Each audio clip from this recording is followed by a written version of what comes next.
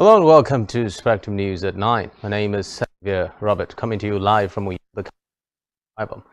Let's take a look at the headline. President Buhari says Nigeria has raised 30 billion naira bonds to tackle climate change. Court orders INEC to allow use of temporary voter cards. Plus, U.S. blacklists Chinese firms drone parts to Iran. Details of these stories and more in a moment.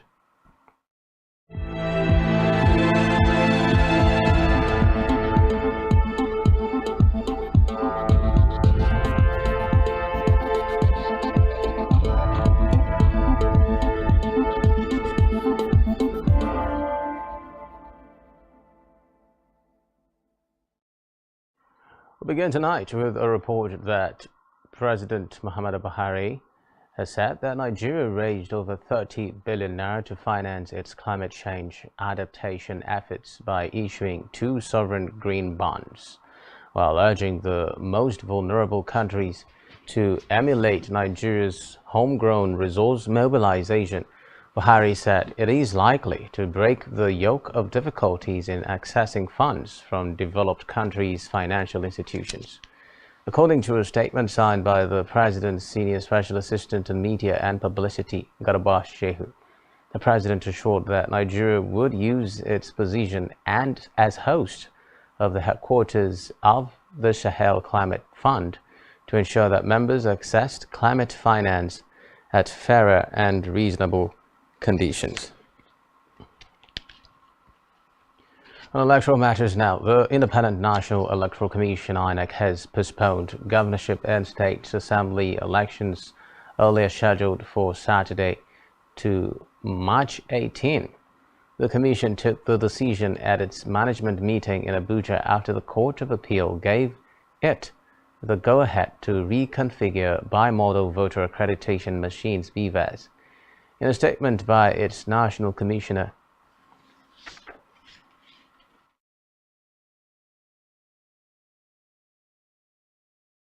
and Chairman Information and Voter Education Committee Festus Okoye, INEC said it could not go ahead with the governorship poll as earlier scheduled because it needed time to reconfigure BVAS machines, which were used for the presidential election in February 25. Meanwhile, the Federal High Court in Lagos has ordered the Independent National Electoral Commission to directly and electronically upload from the polling units to the IRF the results of the forthcoming governorship and State House of Assembly elections in Lagos State. Justice Peter Lifu made the order while delivering judgment on a suit filed by the Labour Party and 41 others in which they sought an order of mandamus to compel INEC to obey the Electoral Act and its guidelines for the conduct of the elections. The judge held that the court had the jurisdiction to entertain the suit because it was commenced in accordance with the provisions of the law.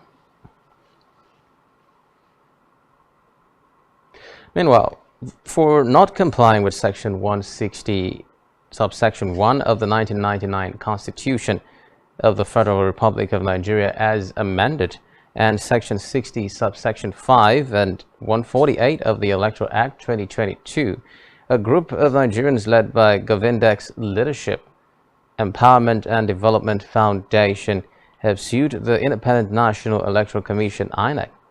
Govindex, in the suit filed before the Federal High Court Abuja by its solicitors Ifeanyi Nrialike on behalf of Ikechukwu Ezechukwu, is demanding the criminal prosecution of INEC officials who compromised the integrity of the Saturday, February 25, 2023 presidential election.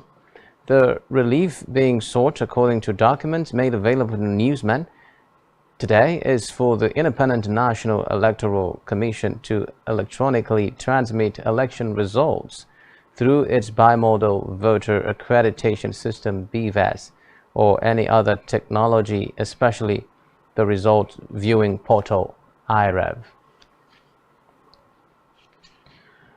Still from the judiciary, where the Federal High Court Abuja today ordered the Independent National Electoral Commission INEC to allow the use of temporary voter cards TVCs in the March 18 governorship and state houses of assembly elections. Justice Obiora Egwatu made the order while delivering judgment in a suit filed by two aggrieved Nigerians seeking the use of TVCs in the general elections in the absence of permanent voter cards TVCs. Justice Egwatu said that the order was made on the grounds that the plaintiffs were duly registered and captured in INEC's database. Elsewhere now, the Middle Belt Forum MBF have demanded the resignation of the chairman of the Independent National Electoral Commission, INEC, Mahmood Yakubu, alleging that he subverted the wishes of Nigerians over the Commission's failure to electronically transmit the results of the February 25 presidential election. The forum said the basis of the support of the people of the Middle Belt for the presidential candidate of Labour Party Peter Obi in the last general election was in line with its sense of justice, equity and fair play. In a statement, the president of MBF, Pogu Beatrice in Abuja, emphasized that the INEC chairman should either resign or be sacked by President Buhari. In the meantime, a Federal High Court in Abuja has dismissed a suit filed by the Labour Party LP seeking to compel the Independent National Electoral Commission INEC to adopt electronic means of transmitting the 2023 election results.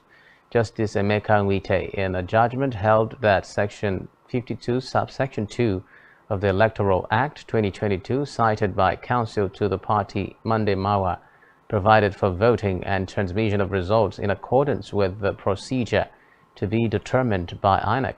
According to him, this is to say that the Commission is at liberty to prescribe or choose the manner in which election results shall be transmitted. Meanwhile, the copy of the judgment delivered by Justice Nwite on January 23 prior to the presidential and National Assembly elections held on February 25 was gotten by newsmen. Meanwhile, Court of Appeal in Abuja has reserved judgment till a date to be announced later on an appeal filed by the People's Democratic Party (PDP). A three-member panel of the court, headed by Justice Haruna Samani, took the decision after lawyer to parties adopted their briefs and made final submissions. While lawyer to the PDP prayed the court to allow the appeal and grant the reliefs sought, lawyers to the APC, Tinubu and Thomas Ojo from Foshetima urged the court to dismiss the appeal. As against the request by the appellant, Ojo argued that the court could no longer involve its original jurisdiction under Section 15 of the Courts Act to hear the case on the merit because the constitutionally prescribed 180 days within which pre-election cases should be heard have Still from the judiciary now, where the Federal High Court in Lagos has adjourned till June 7 for further hearing in the alleged 21 billion naira fraud involving a former chief of air staff Adeshola Amosu and two others. Amosu is being prosecuted by the Economic and Financial Crimes Commission (EFCC) for alleged conspiracy and subconversion of the funds belonging to the Nigeria Air Force to their personal use. Also being prosecuted with him are a former chief of account and budgeting and Air Commodore Wadebo Owoduni, a former director of finance and budgeting. Recall that on Tuesday, November 13, 2018, the anti-graft agency rearraigned Amosu and the defendant on an amended 13-count charge bordering on money laundering to the tune of 21 billion naira. Meanwhile, a magistrate's court in Owerri, Imo State today remanded the immediate past deputy governor of the state, Gerald Irona, in prison custody. The presiding magistrate, C.N. Ezerioha, after hearing the prosecution counsel and defense counsel, ordered that Irona be remanded in Owerri Correctional Center. She further said that the court does not have the jurisdiction to hear the matter. Away from that, the Nigeria Navy and the National Agency for Science, Engineering, Infrastructure, NASENI, have signed a Memorandum of Understanding (MOU) to begin a sustained collaboration that would see the two organizations, among other projects, provide the capacity for the construction of oil tankers, fishing vessels for the development of the oil and gas industry. Speaking in Abuja, the Chief of the Naval Staff, Awal Gambo, applauded the efforts of NASENI in collaborating with the Nigerian Navy, especially in research and development. Gambo added that the agency's tremendous efforts, which is changing the dynamics of engineering as well as facilitating research and development initiatives at every sector of human endeavor in Nigeria and beyond, is outstanding and commendable. In a separate development, the Director General of National Youth Service Corps NYSC, Yushau Ahmed, has inaugurated a 13-man think tank committee to drive the actualization of his 5-point policy for the scheme. While inaugurating the committee, the DG reiterated his promise and readiness to take the scheme to unviable heights with innovations. Ahmed charged members of the committee to work with all departments at the National Directorate Headquarters, Abuja, the NYSC area offices and other structures of the scheme, as well as liaise with various NYSC stakeholders towards the actualization of the policy thrust mandate. He encouraged them to be diligent in their new assignment, adding that they had been selected on merit. To Lagos State now, where 6 people have been confirmed dead after a bus and a train collided in Lagos. According to reports, 71 people were injured, while 29 of them were in critical condition. Meanwhile, the accident happened this morning during rush hour, and both vehicles were carrying commuters. The coach was taking civil servants to work, while the train was shuttling commuters from the outskirts of Lagos into the city.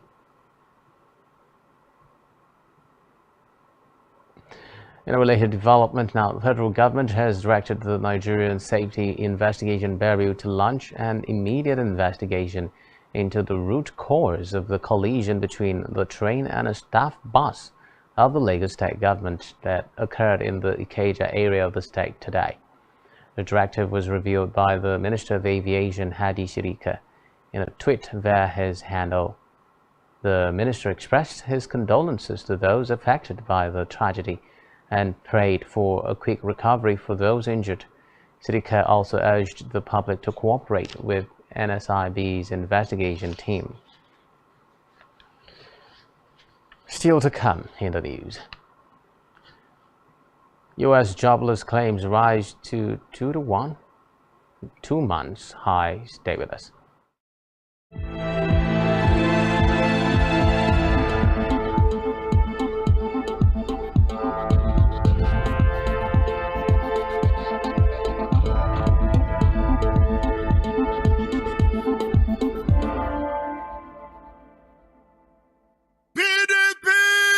Power to the people. Akwa Ibom arise and shine. Akwa Ibom arise and shine. Vote tomorrow, Akone Yagayi. Make we vote tomorrow, Akone Yagayi. For peace and security, Shebina job creation.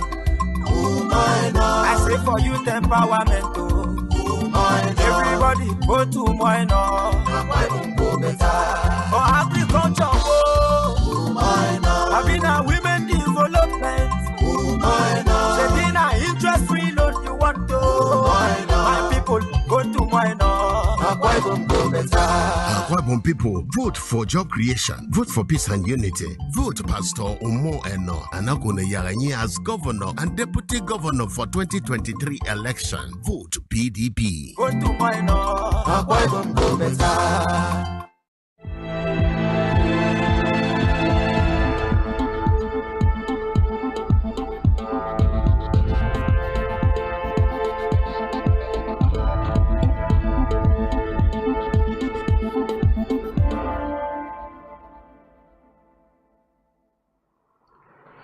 Many thanks for staying tuned. Now in Africa, the UN Security Council has extended sanctions and an arms embargo against Sudan by a year.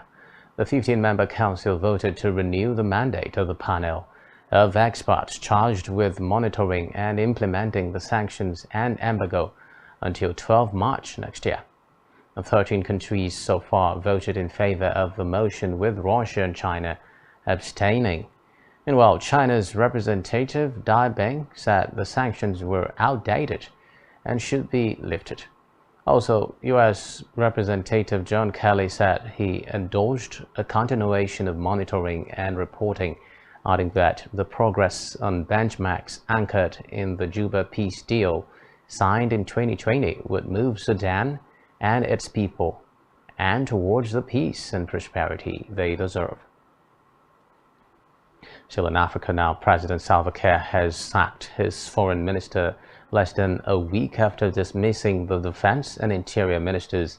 No explanation was given for the dismissal of Mayik Ayi-Dang, which was announced in a decree on the state television. Reports say the sacked minister is an ally of Kiir and previously served as the minister in the president's office.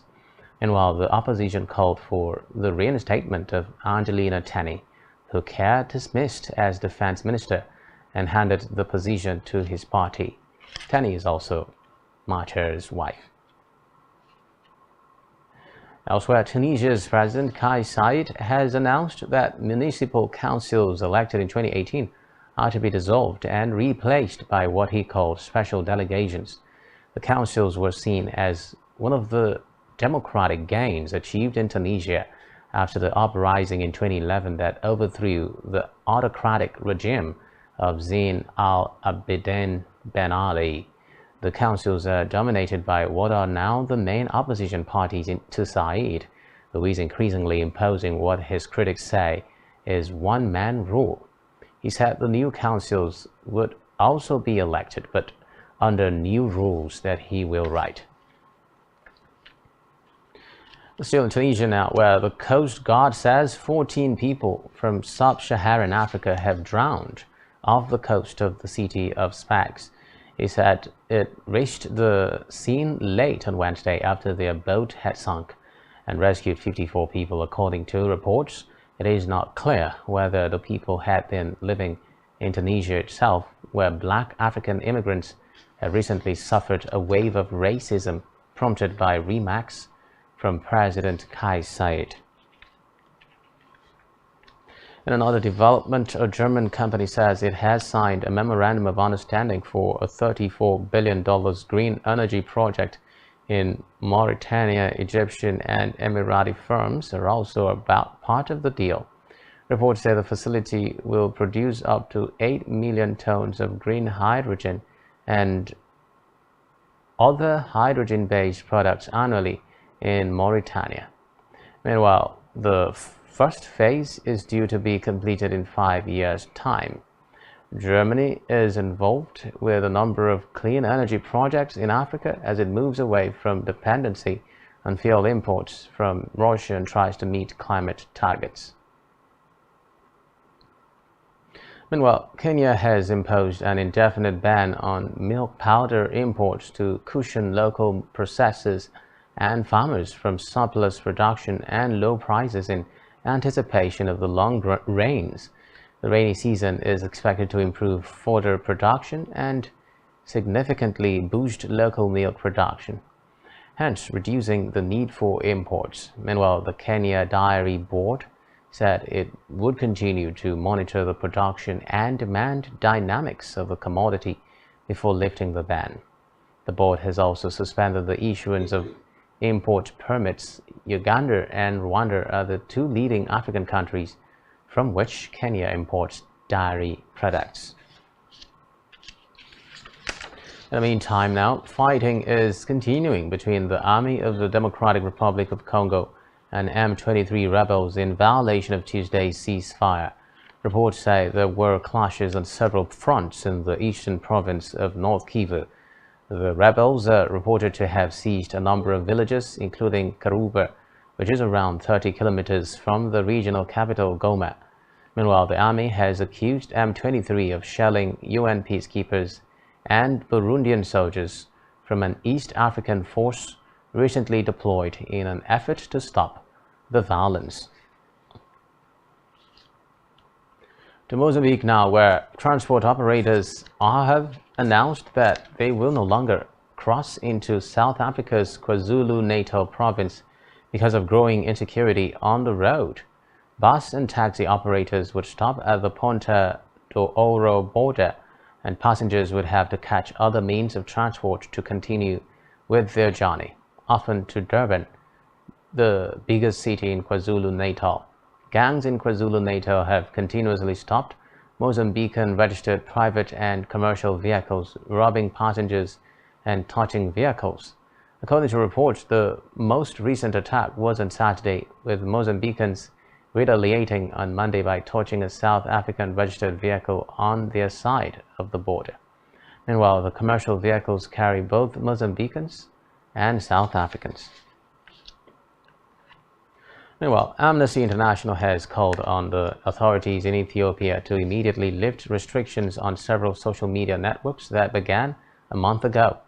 The blocked sites include Facebook, Messenger, TikTok, Telegram, and YouTube. It is not a complete internet shutdown.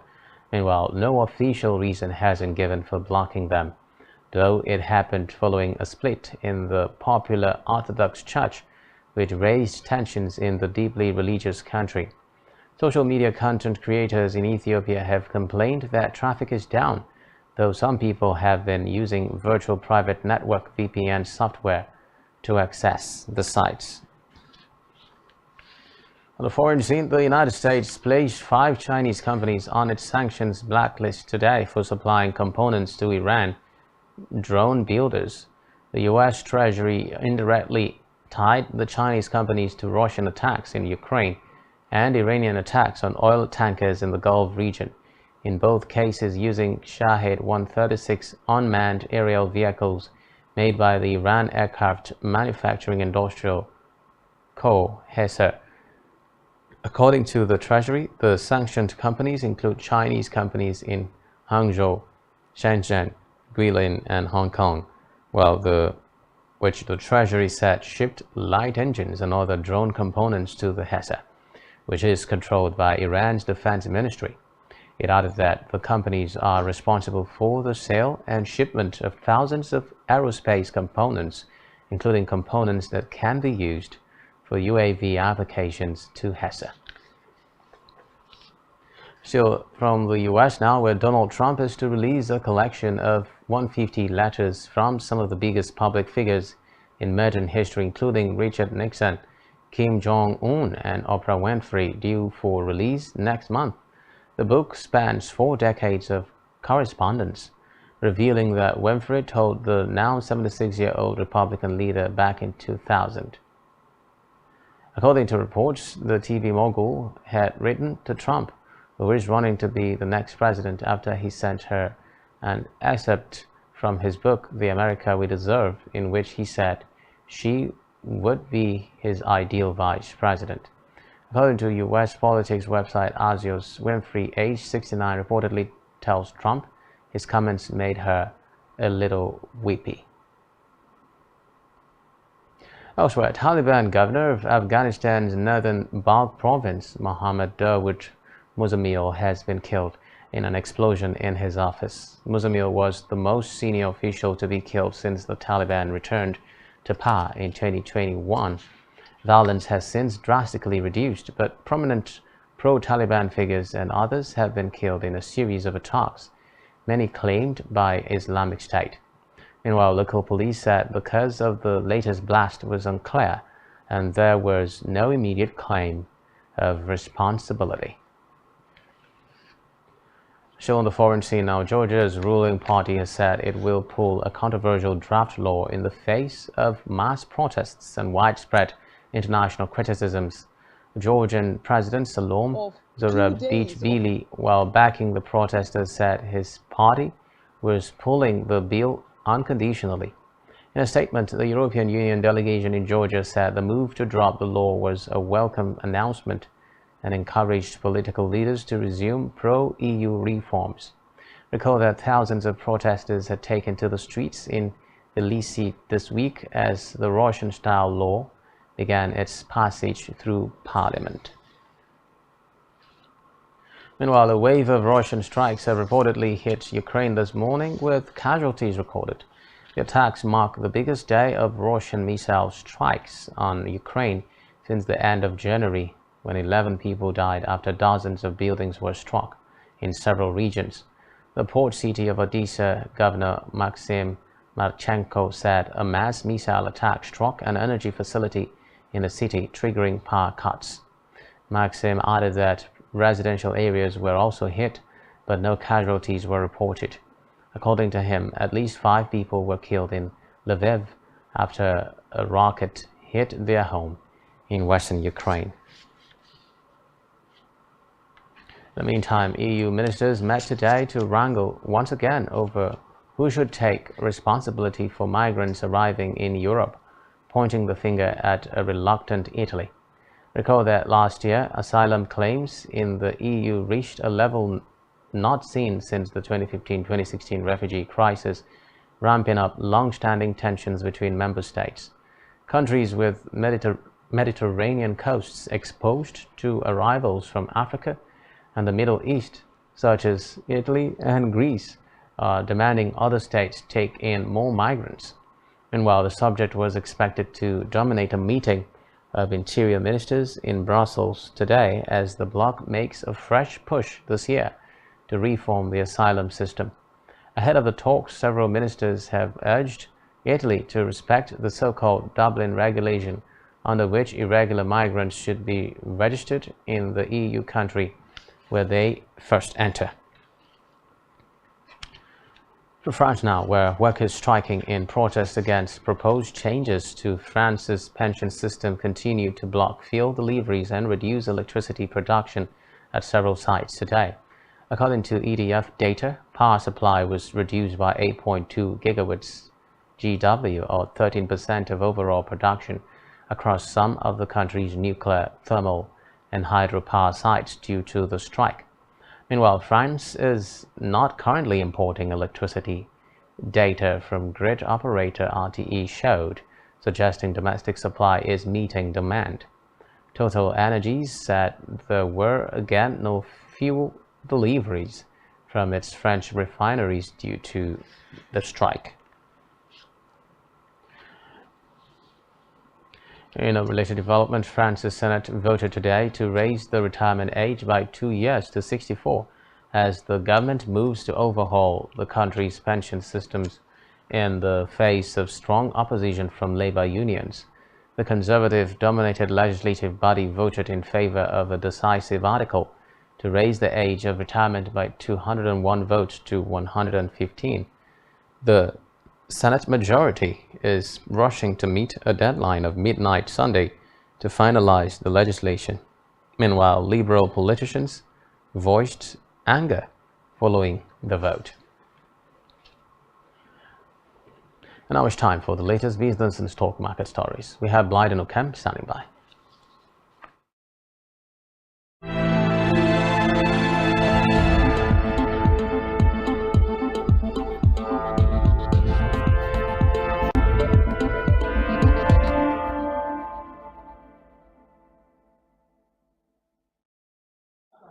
Thank you, Xavier Roberts. Good evening. It's a new business day, and my name is Blyden Okem. In the news, we begin with U.S. jobless claims. The number of Americans filing for unemployment benefits jumped to 211,000 last week, the most since December 24th, and above market expectations of 195,000. The latest reports came on the heels of stronger than expected private payroll and job opening data, which pointed to a tight labor market. Investors now await Friday's payroll numbers. In Nigeria, Dangote Cement, a manufacturing firm owned largely by Aliko Dangote, is strategizing to consolidate ownership and reduce the cost of dividends on cash flows. The company announced in a statement to shareholders that it had received approval from the Securities and Exchange Commission (SEC) to buy back shares in the open market. The share buyback program will expire on December 12, 2023. The firm also received shareholders' approval on December 12, 2022 at the extraordinary general meeting. According to reports, the share buyback, which lasts for 12 months starting from the date shareholders gave the approval, will enable Dangote Cement Company to reduce voting rights among investors holding its shares, as the buyback will cut down the number of shareholders in the company. Nigeria posts widest trade surplus since 2012. Nigeria's trade surplus ballooned to 1.117 trillion naira in December of 2022 from 84 billion naira in the same month of the previous year. It was the largest monthly trade surplus since December 2012 as export jumped 36.5% to a 6-month high of 2.35 trillion naira, mainly boosted by shipment of manufactured products 487.5%, solid minerals 92.4%, agricultural goods 42.1%, and crude oil 35.1%. Conversely, imports tumbled 24.7% to a 2-year low of 1.236 trillion naira as reduced purchases of agricultural goods at negative 53.5%, manufactured products negative 24.3%, and raw materials negative 3.3% overweight increases in those of other oil products at positive 22.7% and solid minerals a positive 5.7%. Considering the full year of 2022, the country's trade balance shifted to a surplus of 1.206 trillion naira from a deficit of 1.936 trillion naira a year ago, as exports soared 41.7% to 26.797 trillion naira, while imports rose at a slower 22.8% to 25.591 trillion naira. It's time for the Nigerian stock market report. At the end of today's trading session on the Nigerian Stock Exchange, a total of 311.47 million shares in 3,627 deals corresponding to a market value of 3.093 billion naira were traded. The current market capitalization of the Nigerian Stock Exchange is 30.4 trillion naira. The benchmark All-Share Index inched up 21 basis points to close at 55,822.14 points.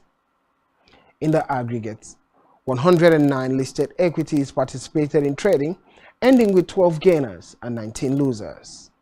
Transcorp Nigeria led the gainers with 8.66% share price appreciation, closing at 1 naira 38 kobo per share. On the losing side, NCR Nigeria came at last with an end-of-day price depreciation of 9.93% at 2 naira 63 kobo per share. Transcorp Nigeria recorded the highest volume of 180 million traded shares. This is all on business news. I'm back to Xavier Robert for the rest of the news. Many thanks, Blyden. We'll still to come in the news. Nigeria beats Nicaragua 46-30 at International IHF tourney. Do stay with us.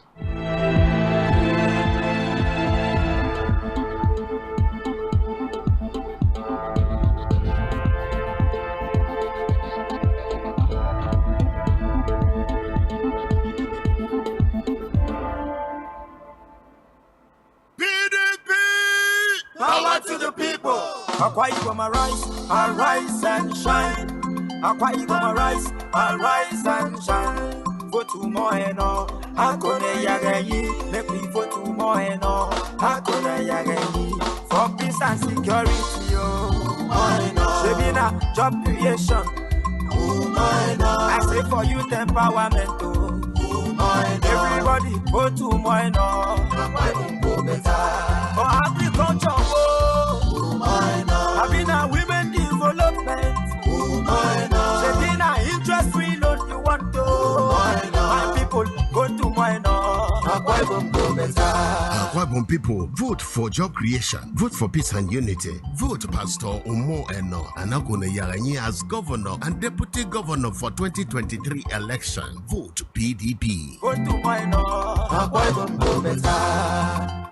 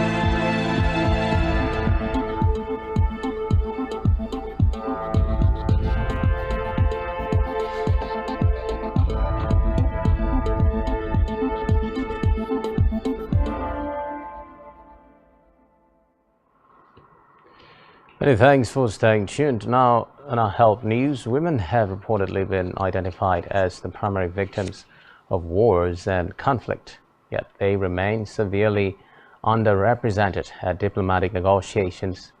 The executive director of UN Women, Sima Mbahos, who stated this, therefore called on the international community to do more to protect the lives of health and rights of women worldwide. Bahus called out what she said was gender apartheid in Afghanistan, where women have effectively been squeezed out of public life since the Taliban swept back into power in August 2021, banning women from attending universities, going to parks, and removing them from many jobs. Turning to Russia's war against Ukraine, which is now in its second year, Bahus said that women and their children represent about 90% of the 8 million Ukrainians who have had to flee the country, while women and girls constitute nearly 70% of the millions displaced within Ukraine. In many places, women's sexual and reproductive rights are being rolled back. In some countries, girls go to school, risk kidnapping and assault. In others, police prey on vulnerable women they have sworn to protect. Gender equality is growing more distant. On the current track, where New Women puts it 300 years away. Maternal mortality is increasing. One woman dies every 2 minutes during pregnancy or childbirth. Most of these deaths are preventable. The impact of the COVID-19 pandemic continues for millions of girls forced out of school, mothers and caregivers forced out of paid employment, and children forced into early marriage. From Ukraine to the Sahel, crises and conflicts affect women and girls first and worst. And at international level, some countries now even oppose the inclusion of a gender perspective in multilateral negotiations. Your focus this year on closing gender gaps in technology and innovation could not be more timely. Because as technology races ahead, women and girls are being left behind. The math is simple. Without the insights and creativity of half the world, science and technology will fulfill just half their potential. 3 billion people are still unconnected to the internet, but the majority of them, women and girls, in developing countries. And in least developed countries, just 19% of women are online. Globally, girls and women make up just 1/3 of students in science, technology, engineering, and mathematics. In the tech industry, men outnumber women 2 to 1. But in artificial intelligence, only about 1 out of 5 workers is a woman. And artificial intelligence is shaping our future world. Still in health, as the world marks the 2023 Kidney Day WKD today, medical experts have said no fewer than 45,000 Nigerians die yearly owing to kidney failure. They said 50,000 patients need kidney transplant dialysis yearly, but only 5,000 get it.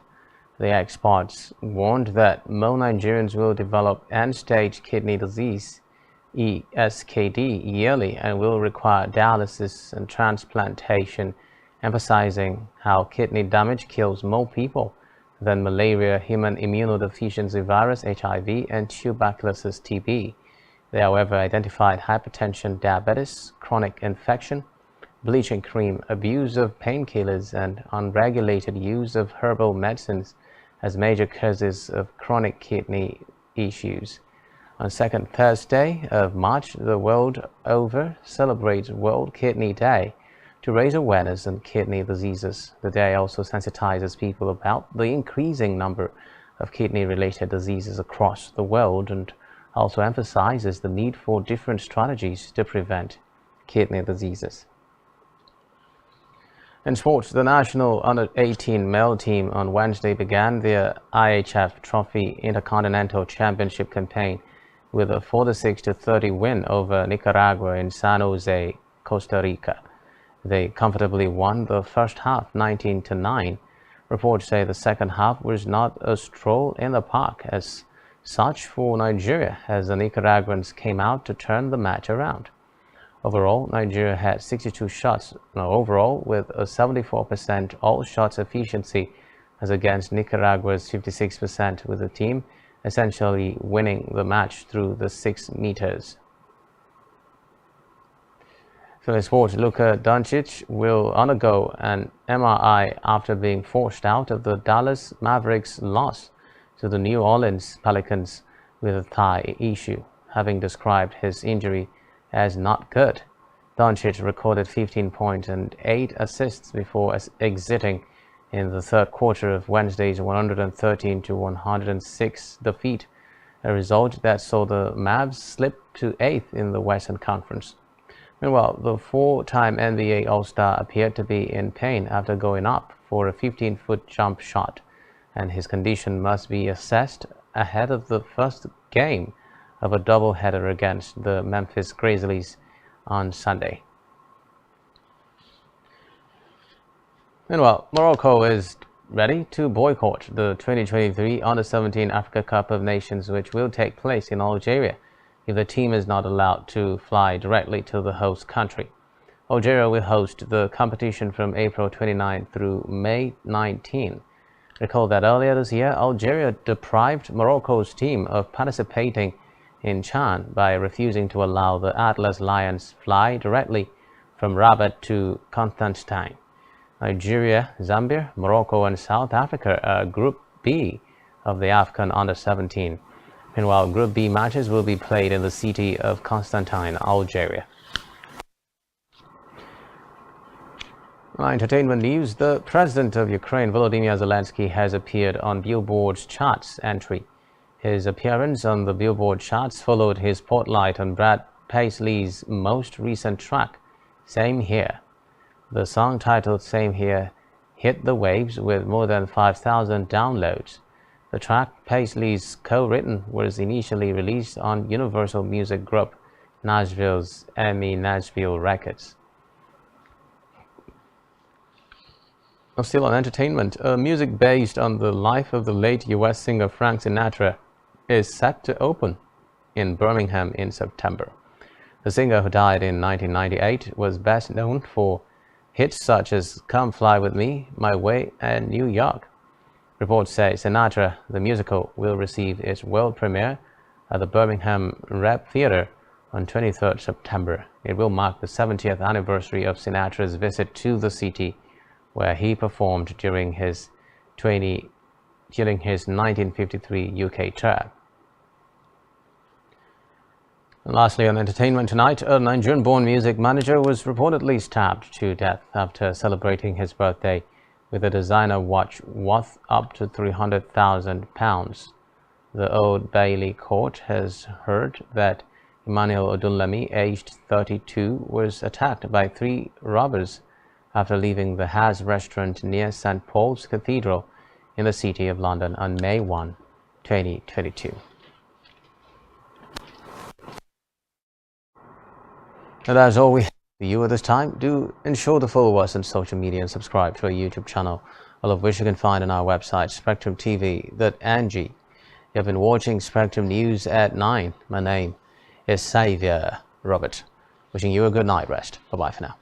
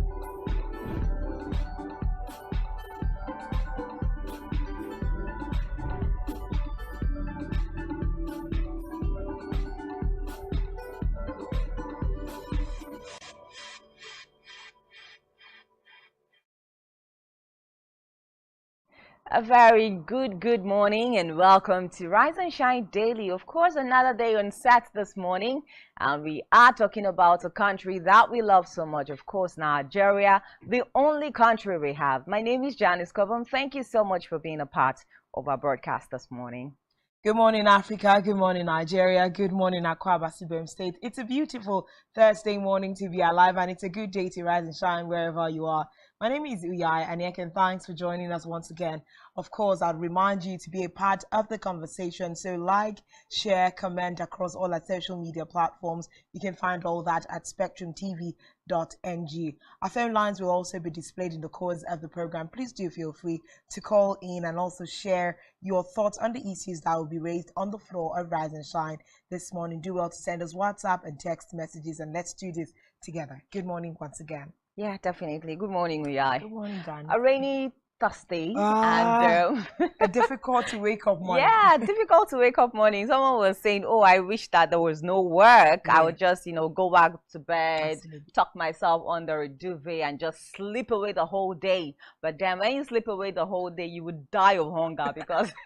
But even at that, let's look at it. People have money right now, but they're still dying of hunger. Well, that's another angle. It's just something else. Yeah, so even if you have money, but you don't have access to, using your money to do stuff. Like yesterday, I think that was yesterday, yes, the day before and yesterday, I had to eat cabin biscuits that I had bought. I ate it until the thing, affected my tummy because there's no access to money for you to be able to buy any other thing. So it's just difficult, even with your money in the bank already. True that. But again, are people ready for the rainy season? Remember that I think the meteorological department actually warned government, that flooding will be so severe this year.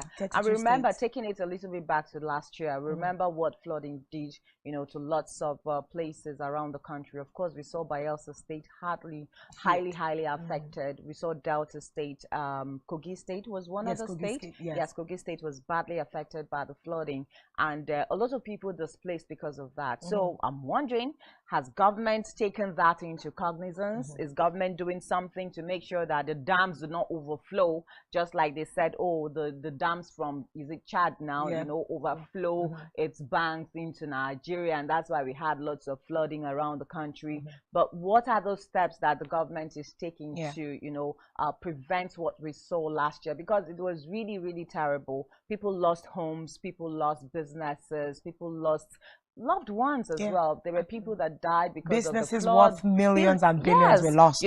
So I think that if the warning has come quite early, now the rains is just beginning. Let's see if government is also going to be putting actions or steps in place, modalities in place to make sure that we do not suffer what we actually suffered last year. But it goes beyond the federal government. What are the states also doing? The warning has gone out, and I'm sure that the meteorological departments will notify, so these states are prone to flooding. And these areas, some areas are more prone to other areas. Yes, are more prone than other areas. What are the governments of those states doing actually to, guard against what we saw last year?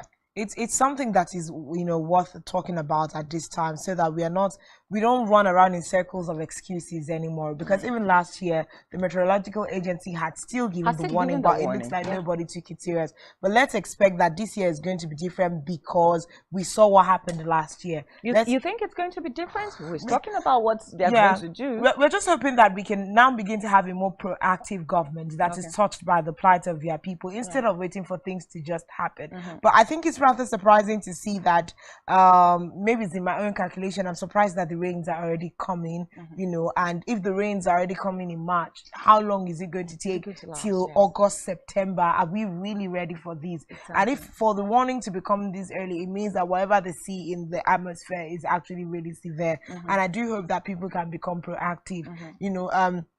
Even in the likes of Delta and Bayelsa, the areas that were hit last year, naturally, that they will be hit again this year. So people living in those areas can also become proactive for themselves and begin to find out where they can move to uptown that will not be affected by the flood. In terms of business, try to move your businesses away from the area, so that although there will be losses, it can be minimal if both the federal, the state government and individuals, try to be more proactive in this time. Now, when you say people should be begin to move their homes or businesses.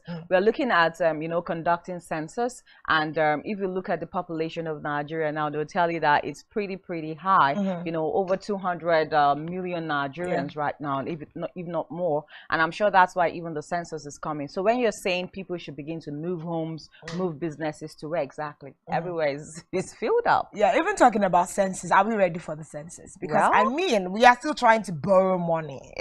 Did you see the estimated amount? Yes, that is left for borrowing. Okay. The one that they want to borrow, yes, at about 309 billion or thereabouts. The government had given 200 and something. I think the budget is in trillions now. It's in trillions. Yeah. And we are asking all these trillions that we are dishing out. And then tomorrow, like INEC census will come and have an excuse.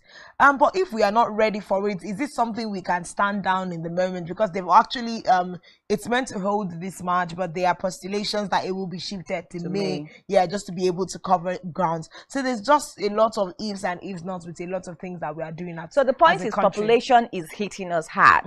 And we're looking at flooding. And we're looking at relocating from a flood-prone area to a high, how do I put it now? Maybe the topology of the area that is a little bit higher. We are going there. So what about the people that are there already? They will shift grounds for us. So it's not possible. I think government should just make sure that they do what they have to do in order to let people stay where they are and stay safe as well. Well, to the extent that we can cover for all the 32 states that have been highlighted by the meteorological agency, something that we know that as Nigeria we will not be able to cover. Right. So I'll just prefer if people found ways to do things that would also cater for them. I think that they can find ways. Individually, we can find ways. Clean up your gutters, your drainages. Don't dump dirt inside. Don't block the drainages. And maybe cut the grasses around your area so that when the rains come in torrents, we have a channel where the rain will just pass, the waters will pass and you know, go into a canal or something. Not when you dump dirt into your drainages and it's blocked.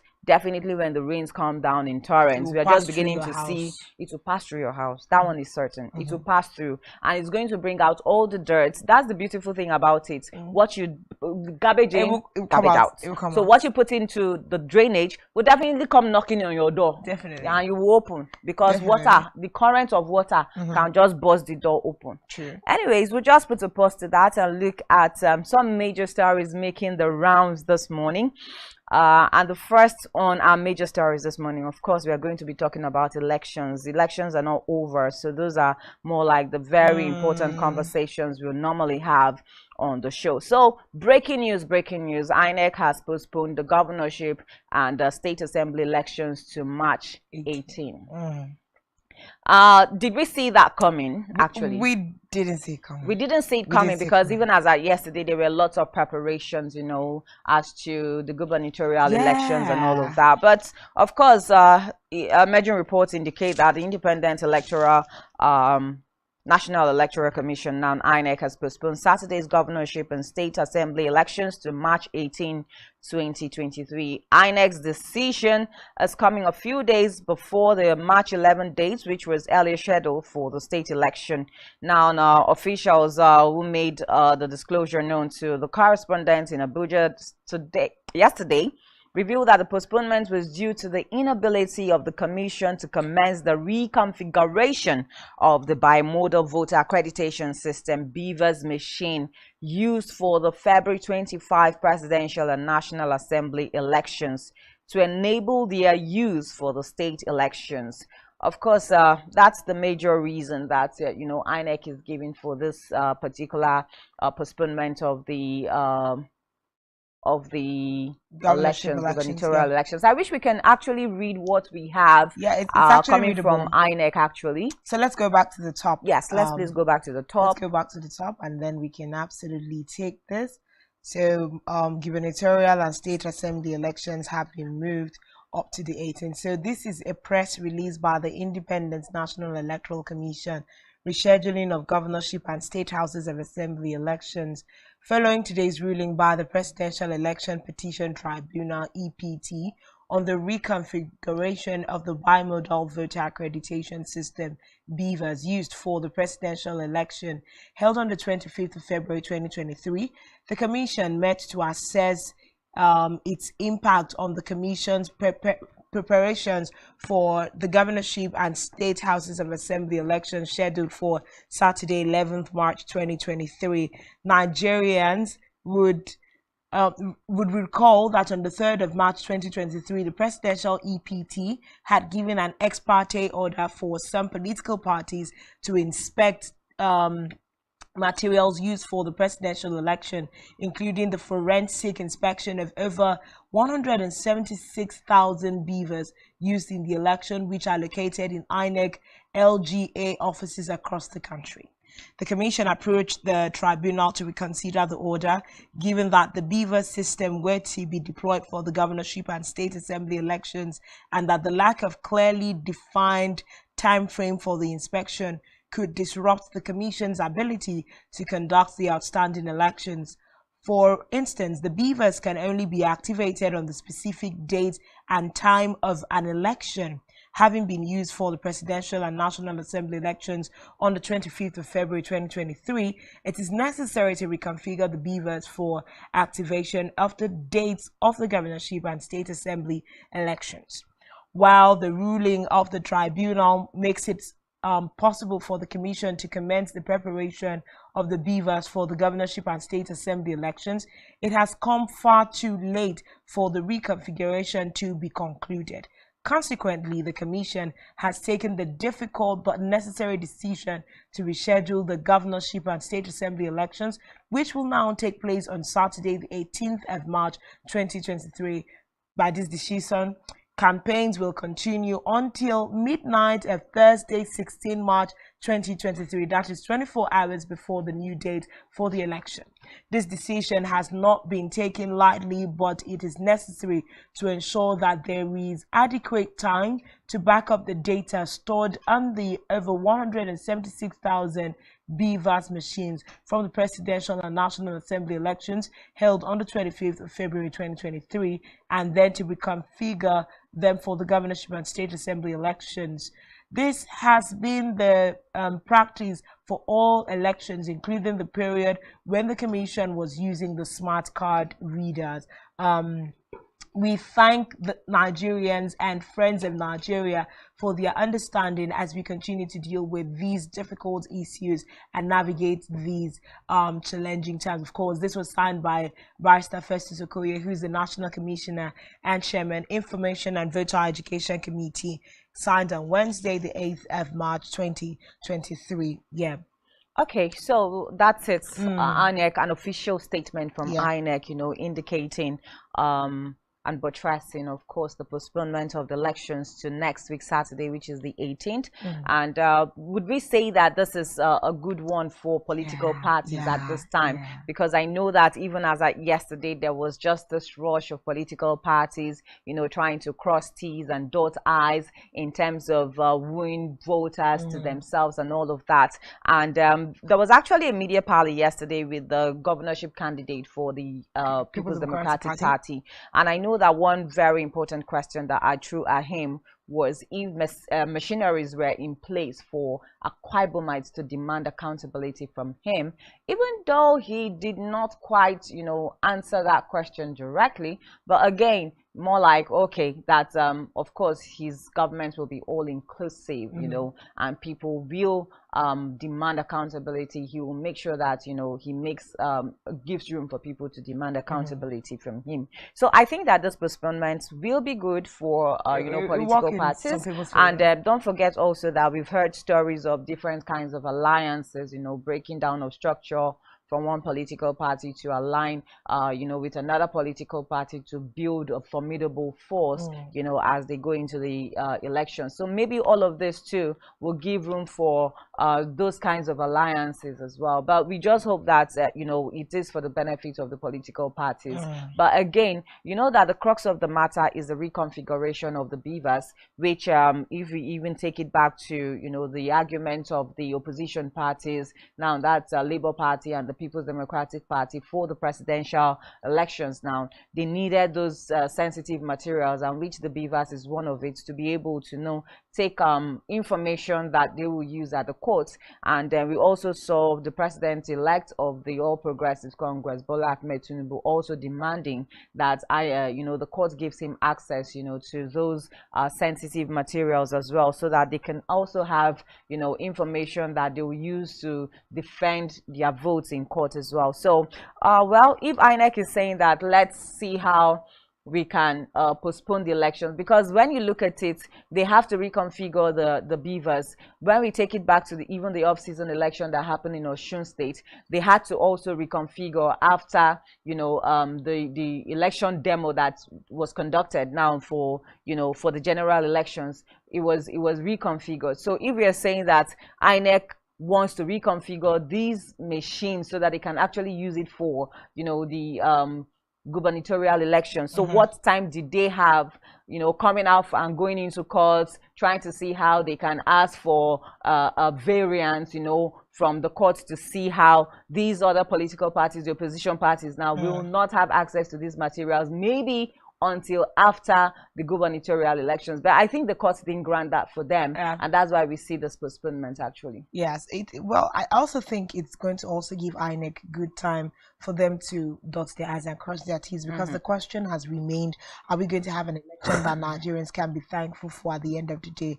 The 25th of February election was marred with a lot of irregularities. So if INEC also sees this as an opportunity to make sure that they do better by the elections, I think it's okay for the elections to be postponed by 1 week. But we do hope that they put their hands on deck to continue to do a lot of things. Now, to piggyback on the judgment of the Supreme Court yesterday, a lot of people have been seeking interpretation. So what exactly does the Supreme Court mean when it says, okay, this person can go check the materials, and and yet INEC is saying the beavers machines need to be reconfigured for the coming election? But then INEC, in court yesterday had vehemently said that all the data on the beavers machine has been backed up. Yes, there is a system for it to be backed up. So in the course of all the election tribunal, if any party needed data from the concluded January 25th election, they will have access to it once it was requested by a court order. So at this point, I think it's relative to say that it's okay for them to move ahead once they can ensure and let the courts know that all the data is adequately backed up. Then they can go ahead to reconfigure the beavers machine to be used on now the 18th of March for the gubernatorial and state assembly elections. So it's just sometimes having basic understanding of the interpretation of proceedings in the court when you go beyond all of the legal languages. But as of now, INEC says all the data is backed up and we can go ahead to reconfigure the beavers for the elections. And do you also think that Nigerians will take to that when they take their minds back to the presidential election? So I think that the court is trying to be fair with all parties involved here. The court has granted Bola Ahmed Tinubu access to sensitive materials. It has also granted the likes of Peter Obi access, and the likes of Alhaji Atiku Abubakar access to the beavers. So if they are doing that, then they are actually telling them, you can go ahead, and go and look at these materials, and see where the discrepancies are. It has also granted INEC also the chance to reconfigure. So maybe the Nigerians will not totally believe when INEC says that, oh, these informations are intact, we cannot have them have access to the beavers machine. It will give room for another speculations to arise. And I don't think that maybe that's not what the court wants at this time, so go ahead, do your investigations, get access to these sensitive materials, so that nobody is saying that because we were not granted access to, checking the beavers by ourselves, so maybe it has been manipulated or something like that. So maybe after they are done with all their findings and everything, INEC can now go ahead to reconfigure, the beavers machine, and that's why they are postponing the election for another 1 week, just to give them that time, frame. But their arguments, INEC's argument is the fact that when you say this, now we're talking three presidential candidates to be able to access the data and the beavers. You're looking at the fact that it's going to stretch over time. Labour Party and PDP cannot be checking the beavers at the same time. neither can, you know, the APC. So it's going to take a lot of time, and I think that is the chairman's issue right there, Yakubu Mahmood. It's going to take time, and we don't know how long that's going to take. It will naturally just erode and you know, encroach into the gubernatorial election time. So I think what will be done at this time is for the political parties to be assured of INEC that the data is saved up and they can access it when they want to, so that can now give room to INEC to reconfigure these machines. We are looking at using between today and Friday next week for all that to be ready and dispersed back into the country. So anyways, we'll just look at some of the stories also making the rounds. We made mention of it before, that the appeal court has granted Atiku and Obi's request to inspect INEC's presidential electoral materials. Both Atiku and Mr. Obi, who lost to the All Progressives Congress APC presidential candidate and President-elect Bola Tinubu, have alleged that the election was flawed, and the Court of Appeal in Abuja on Friday acceded to requests by Atiku Abubakar and Peter Obi to inspect electoral materials used in the conduct of the presidential election. Atiku and Mr. Obi are presidential candidates, of course we know that, of the People's Democratic Party and the Labour Party respectively, who ran for the presidential seat on the 25th of February 2023. Of course, they lost to Bola Ahmed Tinubu, who is the president-elect under the All Progressives Congress, with Mr. Tinubu pulling 8.8 million votes to defeat both Atiku and Mr. Obi in the contest. Now, I know that you know, it was also said that Mr. Peter Obi of the Labour Party had employed, you know, the services of about 38 senior advocates of Nigeria. And I think also the president-elect of the All Progressive actually employed the services of about 13 or so. Yeah, about 13 senior advocates of Nigeria. So we see a battle that is going to be very fierce, you know. Yeah, and it's going to have an angle of interest also. Yes, we are going to also you know, wonder what the presidential candidate for the People's Democratic Party, what he'll be doing, how many of the senior advocates of Nigeria he's also going to be employing, you know, to actually contest the results of the February 25 elections.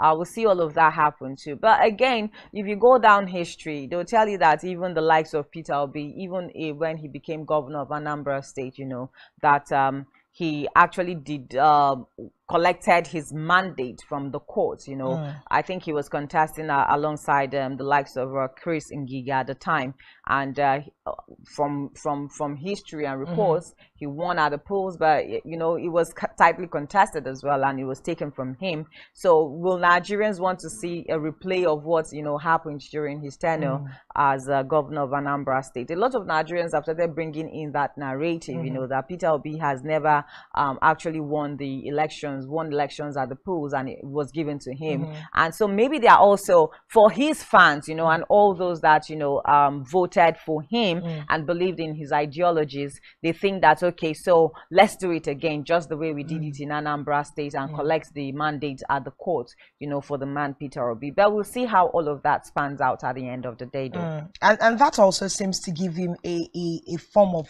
faith in the judicial system, because it's more like, we've done this before, we can do it again. And you would also note that we continue to hear Peter Obi ask that obedience remain calm. I was privy to a notice where he has warned that even obedience should not be found clustering around the premises of court, that, you know, obedience should trust, you know, the legal team of the Labour Party to be able to bring, you know, justice and all of this to the case that they're currently battling. So it's not a matter of when we get to court, you find obedience littering everywhere. So I believe that since he has told this line before and the court did well, he has some form of faith that the judicial system, with, you know, the evidences that will be put before them and every other thing, the intelligence of 38 sounds put together, you know, we'll be able to proceed accordingly with the case. So I like that there seems to be a kind of coordination and orderliness, you know, with the obedience, because there was a risk of thinking that they are going to be the first people to cause an uproar. So it's really beautiful to see that everyone has organized themselves, and we don't have, you know, we are at peace, so to speak, and everyone is following the proceedings. What's the court saying? What are the parties saying? So it's good at this time, really. So let's see how all of this granting of access to inspect election materials, let's see how it turns out for all the parties involved. I mean, we are looking at the three leading political parties contesting for the validity of the elections at this time. That is such great work for the judicial system to have. Great work. Yeah. And on a lighter note, though, that's just how do I put it now? That's a lot for the judicial system and all the SANs. You know, this is more like their time, you know, to eat off all the largesse that will be coming forth.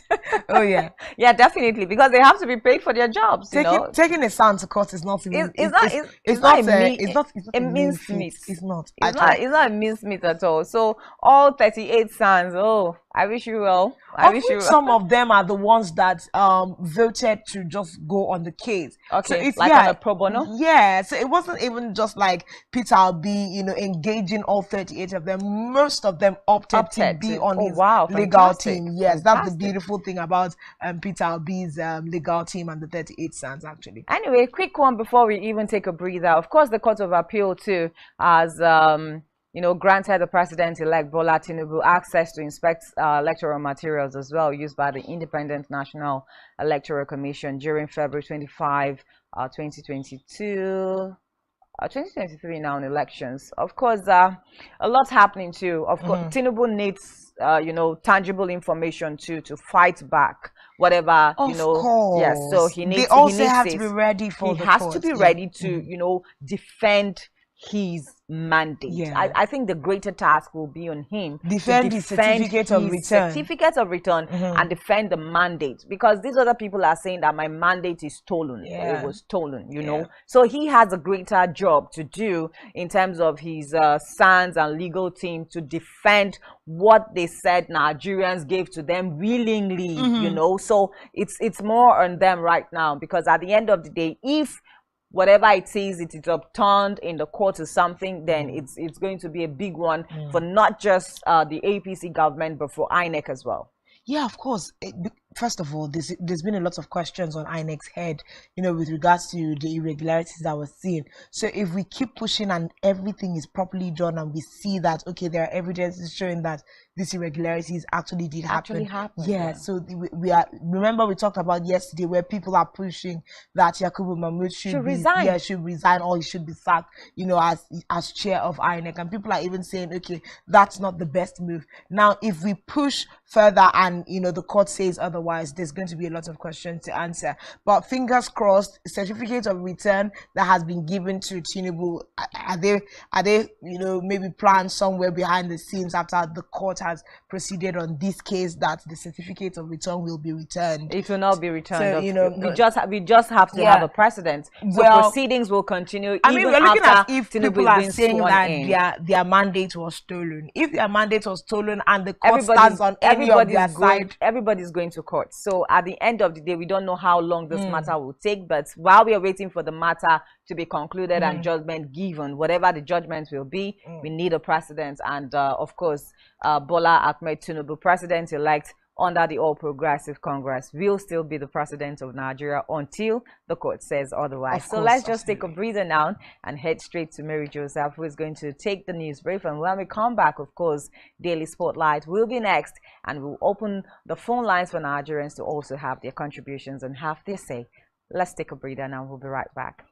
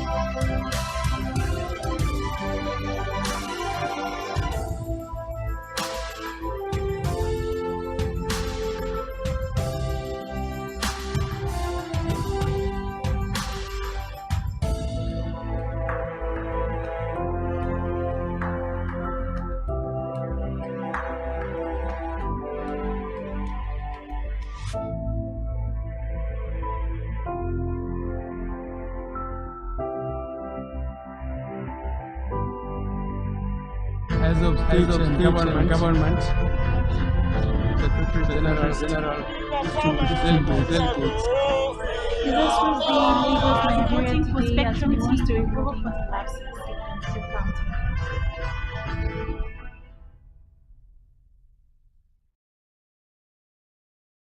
A very good morning to you and welcome to your morning news briefing Spectrum, live from Uyo. I am Mary Joseph.